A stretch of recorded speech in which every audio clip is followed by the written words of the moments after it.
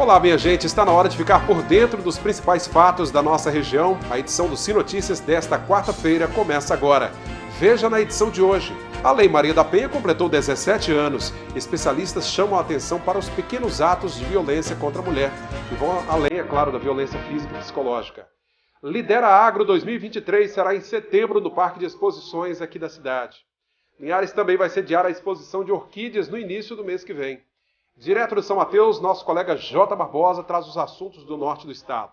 De Cachoeira tem Samuel de Fraga. Veja ainda um resumo do nosso esporte. Tudo isso e muito mais agora aqui na sua TV Sim, esta é da terra.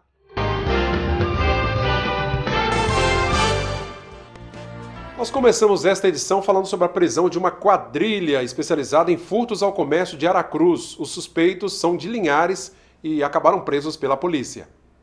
A investigação, que já dura cerca de 3 meses, levou para a prisão 5 homens, entre eles um adolescente, suspeitos de cometerem uma série de furtos a estabelecimentos comerciais na região de Aracruz. Muito importante esse recado, uma prisão de uma associação criminosa voltada para arrombamento de furtos qualificados na região de Aracruz. Agora, com essas prisões, o local já se normalizou. O que nos chama atenção é justamente pela forma com que agiam e a forma com que eles vendiam esses produtos, deixando os comerciantes em prejuízo total. Mas o DEIC de Aracruz agiu rápido e as prisões foram feitas e com certeza eles vão pagar pelos crimes que cometeram. Segundo o delegado responsável pelo caso, Dr. Leandro Esperandil, a quadrilha saía de Linhares para cometer os furtos na região de Aracruz, tendo como foco principal lojas de vestuário. O prejuízo estimado é de cerca de R$300 mil. Essa associação criminosa saía de Linhares pelas madrugadas, se dirigiam até a região de Guaraná e Jacupemba, região de comércio de Guaraná e Jacupemba, e arrombavam janelas e portas dos comércios, adentravam os locais e subtraíam todos os objetos, todo o material de venda desses comércios. Comércio, sobretudo, voltado à venda de vestuários, roupas em geral. Foram 5 arrombamentos que nós identificamos, 2 em janeiro, 1 no mês de abril e 2 agora, recentemente, no mês de julho. Um prejuízo maior do que R$300 mil. O delegado acrescenta ainda que o cometimento desses crimes em regiões vizinhas era uma forma utilizada para ludibriar as forças de segurança. A forma como os produtos roubados eram vendidos chamou a atenção da polícia. A mercadoria, boa parte dela era vendida pela internet, em sites de relacionamento, em sites de comércio. Parte era vendida no mercado existente em Linhares e parte era vendida na própria comunidade para alguns moradores. O sistema de videomonitoramento e as denúncias feitas pela população auxiliaram na identificação dos criminosos, que agora responderão por uma extensa ficha de crimes. Pelo crime de furto qualificado, mediante concurso de pessoa, mediante arrombamento, furto noturno, associação criminosa e corrupção de menor. Quem puder ajudar a polícia pode ligar para o Disque Denúncia 181. E a gente traz agora um rápido giro com outras notícias na voz da Larissa Garcia. O comércio de Linhares estenderá o seu horário de funcionamento neste sábado, dia 12, véspera do Dia dos Pais. Com uma alta expectativa de vendas, o comércio ficará aberto até as 2 horas da tarde. E a cidade de Linhares receberá a 27ª edição de sua exposição de orquídeas, que acontecerá do dia 1º de setembro, a partir das 18 horas, ao dia 3 de setembro, de 8 da manhã às 4 horas da tarde, na ABB, no bairro Colina. Renova divulgou o 2º edital para projetos de pesquisa, de reparação e compensação da Bacia do Rio Doce. A instituição destinará ao todo R$29 milhões para um total de 5 editais. As inscrições ficarão abertas até o dia 14 de agosto, às 18 horas, no site chamadas.fumbio.org.br. Obrigado, Larissa. Linhares vai sediar no próximo mês de setembro a Lidera Agro 2023. A Feira do Agronegócio deve movimentar a economia da região e será realizada no Parque de Exposições aqui da cidade. O lançamento do Lidera Agro 2023 aconteceu na manhã desta quarta-feira, no auditório da CDL Linhares. O evento, esse ano, vem com uma nova estrutura para atender melhor os participantes e o público.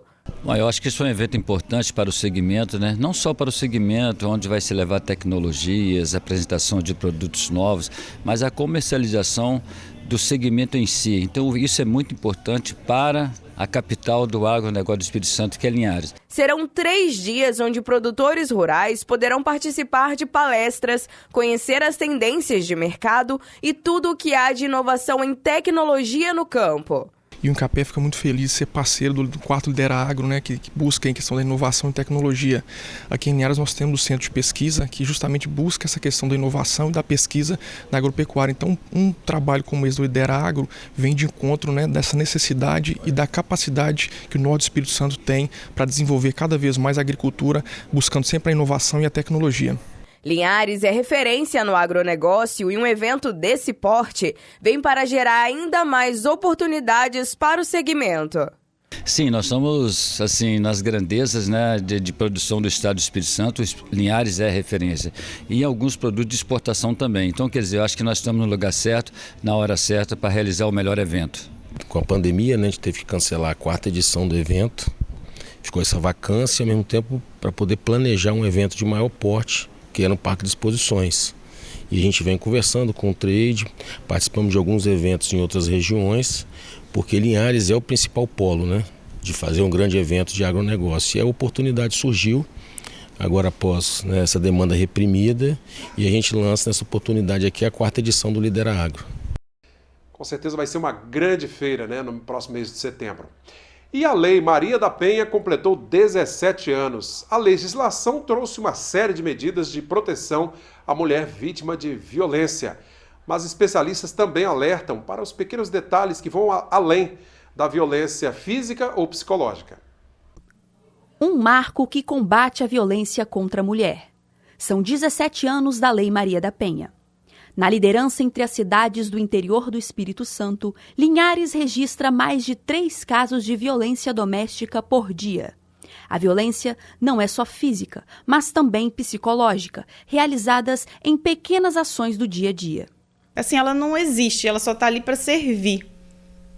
Né? E nós já crescemos muitas vezes, né, com esse ensinamento, que a gente tem que cuidar. Quantas vezes a menina e o menino, né, são filhos, menino e menina, e a menina tem que arrumar a casa, fazer as coisas, servir, e o menino não precisa fazer nada. São, assim, ensinamentos. Então, o emocional é a primeira que vai embora. Ela não sabe nada sobre ela, ela não reconhece mais sua identidade, ela não tem mais sonhos. A capacidade de sonhar dela é tirada. Então, assim, quando o emocional vai embora, ela para de se preocupar consigo mesma, dos direitos básicos, de se cuidar, de cuidar da aparência ou de comprar alguma coisa para ela vira mesmo uma sombra. Não é possível saber o número exato de mulheres que sofrem abusos. Estima-se que os números sejam ao menos 50% maior do que os registrados oficialmente. As pequenas violências causam danos à saúde mental das mulheres. Muitas vezes as mulheres, elas vêm falando assim, mas eu sou mãe, eu sou mulher, eu preciso cuidar dos meus filhos.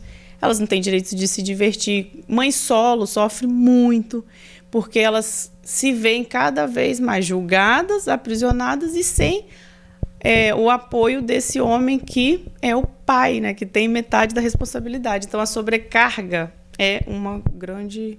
A lei tipifica o crime de violência doméstica.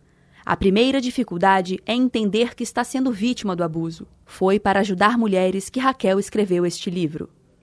A bandeira da mulher, assim como eu falo com o meu livro, não é uma briga contra homens, é a favor da sociedade, porque nós precisamos nos unir e não dividir. Porque quando a mulher está sofrendo o preconceito de um lado, o homem também está sofrendo uma sobrecarga do outro. E isso gera uma situação disfuncional na sociedade como um todo. É isso aí. Parabéns às mulheres, né, por essa conquista, uma legislação importante, claro que precisa avançar muito ainda. Vamos agora saber como fica o tempo nesta quinta-feira. Quinta-feira de sol entre nuvens e chuva fraca. As temperaturas seguem amenas. Linhares com mínima de 17, máxima 28 graus. São Mateus, mínima de 16 e a máxima de 27. Em Cachoeiro, variação entre 17 e 30. Vitória com mínima de 16 e a máxima 29 graus. Uma pausa, daqui a pouco a gente volta trazendo os destaques de São Mateus com J. Barbosa e direto de Cachoeiro tem Samuel de Fraga.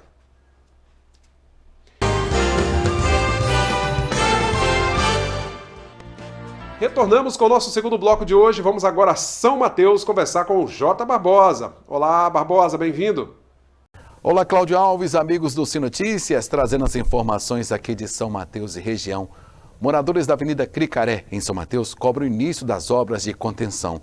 Somente com a execução do projeto vai ser possível o retorno deles às suas residências.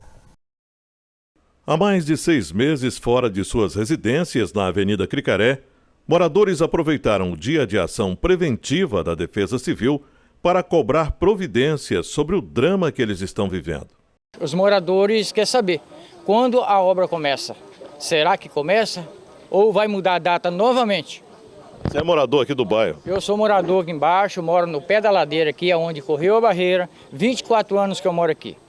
Desde novembro, vai chegando novembro de novo, está aí hoje, nós estamos em agosto, as águas começam a chover outra vez, essa barreira pode descer toda de novo e nós temos o mesmo problema que todos tivemos aqui. Muitas famílias que estão recebendo o aluguel social relataram que foi feito o corte do valor pago pelo município. A Defesa Civil mandou encerrar as pressas daí, foi feito um contrato de um aluguel. Inclusive, na verdade, o aluguel seria até um pouco mais do valor que eles determinaram. E agora, com essas consequências dizendo que vai diminuir pela metade, é uma coisa que somos obrigados para provavelmente voltar para dentro da nossa barraca do jeito que está, porque não tem lógica. Isso eu acho um absurdo, estou sendo sincero. Isso eu falo, me desculpa, se eu tiver de falar com o prefeito eu falo, com o secretário já falei várias vezes. Eu acho, só que infelizmente a gente vai falar, não tem oportunidade quase de falar nada. Mas isso é um absurdo que eles estão querendo falar com nós aí. Agora, diminui o salário, o aluguel, o valor do aluguel pela metade e a gente fica numa situação difícil. Quer dizer, não tem nem para onde ir. Como é que eu vou fazer?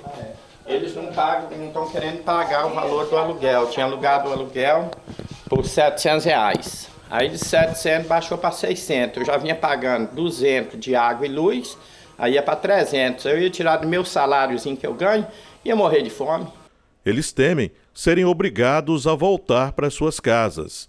Nessa residência, o morador mostra a ação dos ladrões. Olha só, isso aqui era tudo minhas roupas, levaram tudo, né? Que não deu tempo da gente levar tudo. Então eles entraram, né? Fizeram areia e os fios. Você vê lá, eles cortaram os fios tudinho, ó, tá vendo? Os vândalos estão entrando, estão cortando, estão carregando tudo. E eu vou mostrar por onde eles entram. Eles vão, a gente tenta botar isso aqui, né? Mas eles forçam, entraram por aqui, por essa porta. Vem pela beira do rio, né? Aí fizeram isso aí com o nosso barraquinho aí.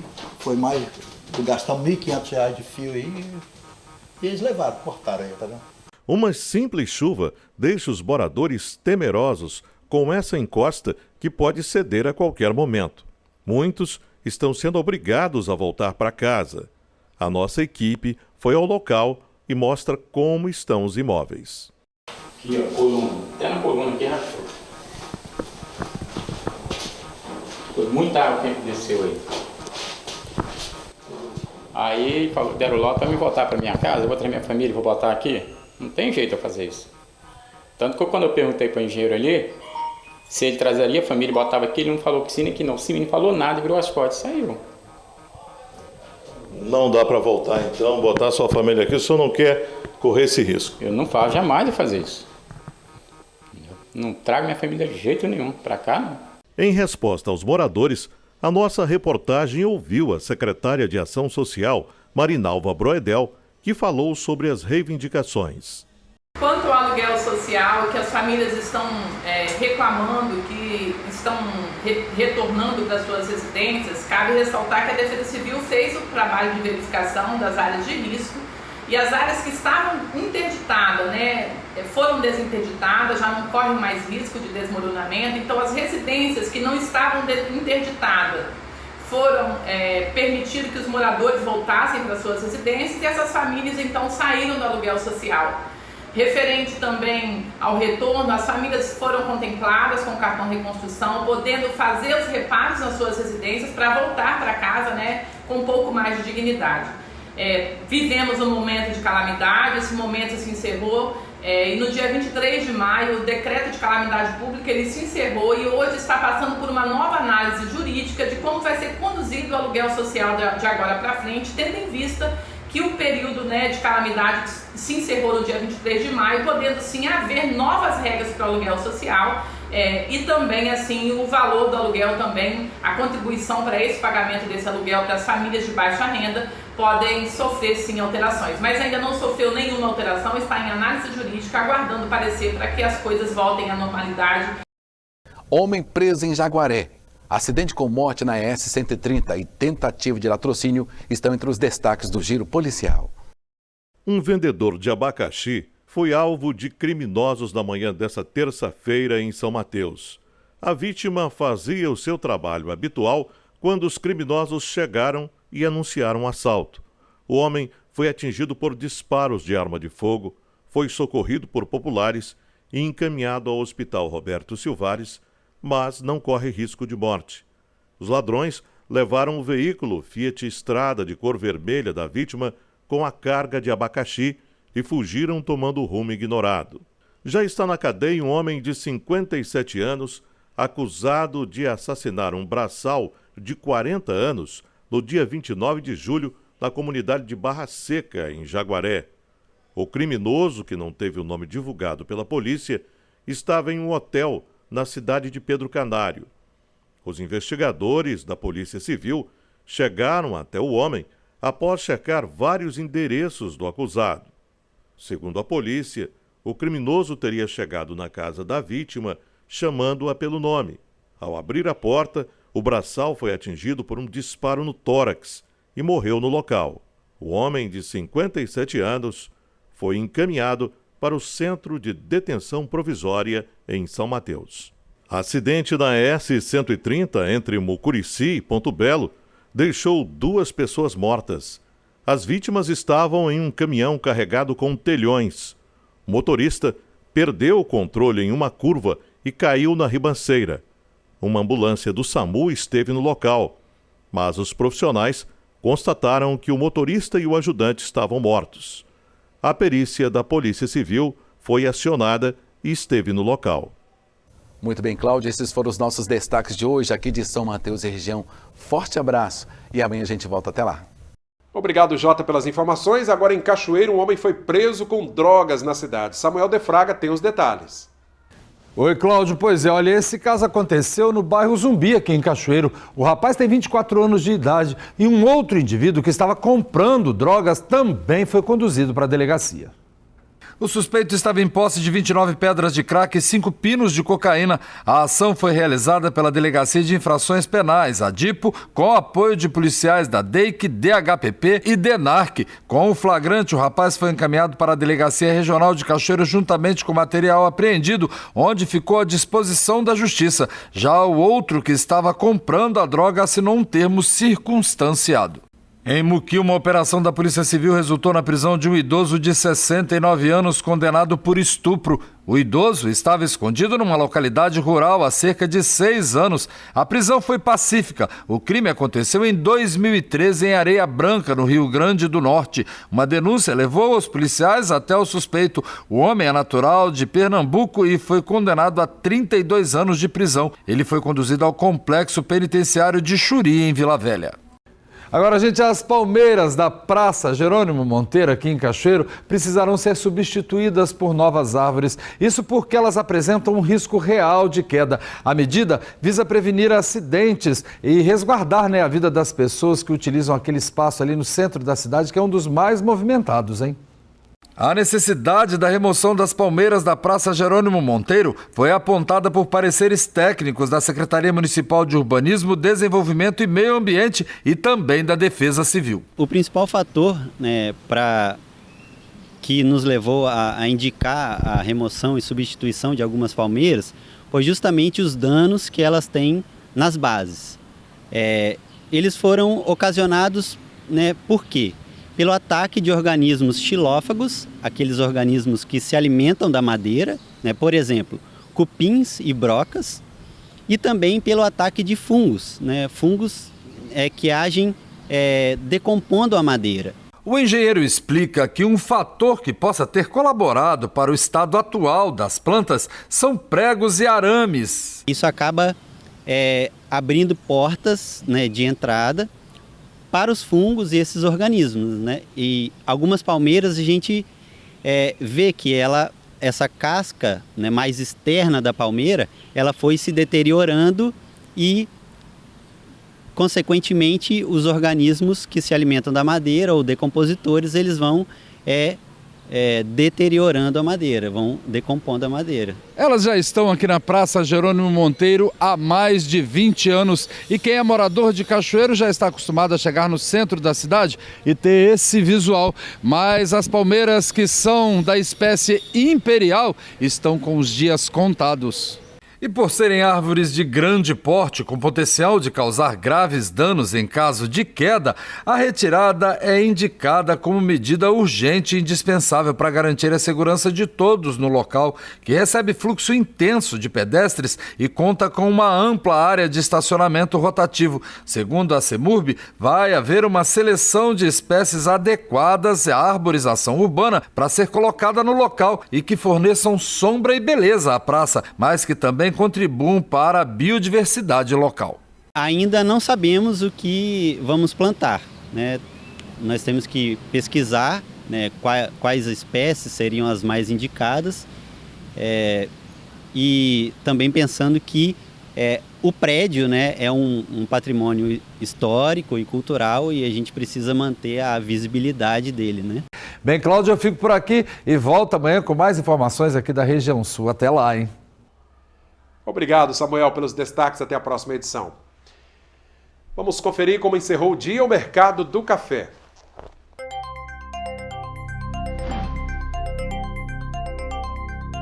O Arábica tipo 6, R$ 810 a saca.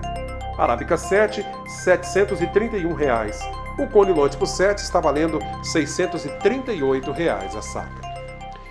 Mais um intervalo bem rapidinho, daqui a pouco outros destaques da região, tem também a coluna do esporte. Até já.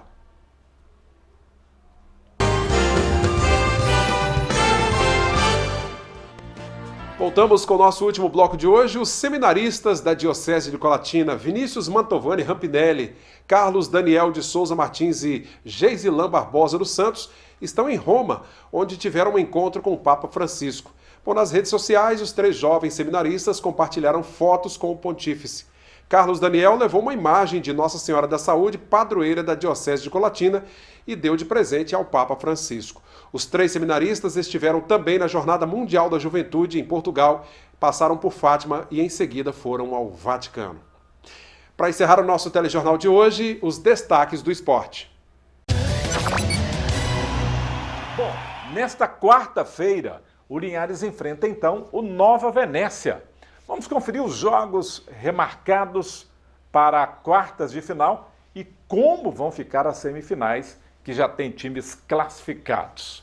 Então tá aí para você, Copa Espírito Santo, quartas de final. As partidas remarcadas então.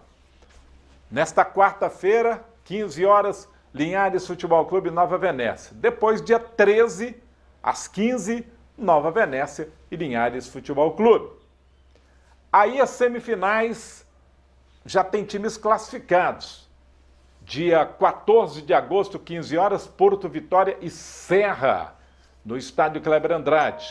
Aí dia 18 às 19h45, Serra e Porto Vitória no estádio Robertão Caldeirão, lá na Serra. A Copa Espírito Santo é atrativa, pois o campeão da competição ganha vaga no Campeonato Brasileiro Série D do ano que vem. E o vice disputa a Copa Verde. Se avançar, o Linhares ainda vai precisar de muita estrutura para encarar esses desafios. A começar por parcerias financeiras mais regulares, sólidas e um estádio adequado para o futebol profissional em nossa cidade, né? Promessa que desportistas ou prefeitos que a fizeram não cumpriram desde quando euzinho aqui, ó, era criancinha. E tem tempo, viu, gente? Tem tempo, até amanhã. Obrigado, Altemar, pela participação. Você, nosso telespectador, já sabe, siga as nossas redes sociais, Instagram, Facebook e o nosso canal no YouTube, TV Sim Linhares. Acesse ainda o portal sinoticias.com.br. Até a próxima edição. TV Sim, esta é da Terra.